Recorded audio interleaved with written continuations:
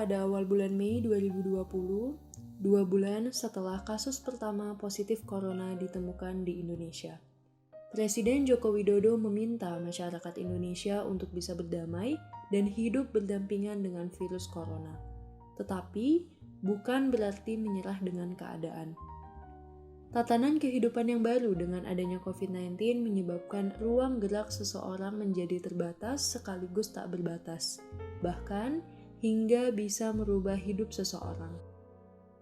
Hasil swab periksa kesehatan jiwa yang dilakukan oleh Perhimpunan Dokter Spesialis Kedokteran Jiwa Indonesia terkait COVID-19, di mana per 14 Mei 2020, sebanyak 69% dari 2.364 orang responden memiliki masalah psikologis cemas atau depresi. Ketakutan akan terinfeksi menjadi salah satu kekhawatiran yang muncul. Sebisa mungkin, semua kegiatan dilakukan dari rumah secara daring, termasuk sekolah dan kerja. Istilah work from home dan pembelajaran jarak jauh pun menggema di mana-mana. Tapi ternyata, ada kekhawatiran-kekhawatiran lain yang timbul. Sebab, tidak dapat dipungkiri bahwa beberapa hal tidak bisa dipindahkan pelaksanaannya dalam satu kota kecil. Tidak jarang, ada beberapa kesempatan yang dipaksa musnah karena terancam tidak bisa dilaksanakan. Kehilangan rutinitas biasa, berkurangnya aktivitas sosial dan kontak fisik dengan orang lain, sering menyebabkan kebosanan, frustasi, dan perasaan terkurung.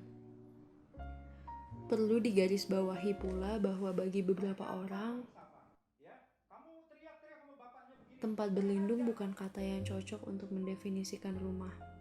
Di lain sisi,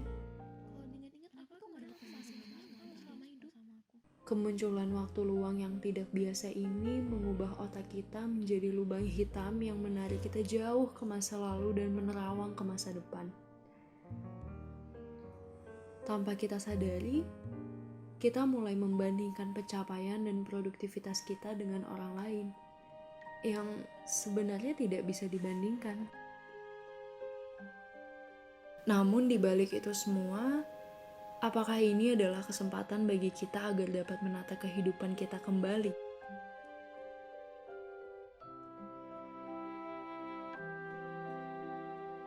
Sebab dalam hidup, tidak ada satu hal pun yang benar-benar hitam dan putih. Keluangan waktu dan keterbatasan ruang gerak yang kita punya memberikan kebebasan untuk merefleksikan dan mengeksplor lebih banyak lagi tentang diri kita sendiri, tentang hal-hal yang kita sukai, yang belum pernah kita lakukan sebelumnya, yang ingin kita lakukan di masa depan, serta langkah untuk meraih hal-hal tersebut. Tapi tentu saja, hal ini merupakan proses yang tidak mudah di tengah segala kekhawatiran yang ada. Seiring berjalannya waktu, kita belajar untuk memahami bahwa setiap orang punya kesibukannya dan dunianya masing-masing, serta tidak ada parameter khusus untuk membandingkan siapa yang lebih produktif daripada siapa. Lantas, pemahaman ini akan membawa kita pada suatu babak baru, tentang pentingnya manajemen diri dan melakukan hal-hal yang membawa perasaan bahagia tanpa perlu merasa bertanggung jawab dengan apa yang orang lain pikirkan.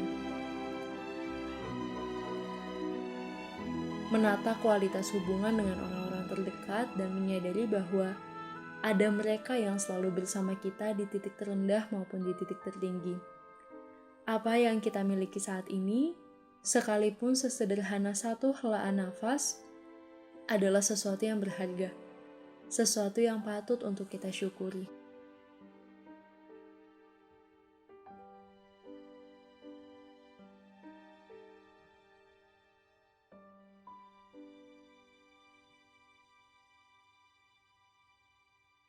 Adakah harap yang kau lihat dalam kotak Pandoramu?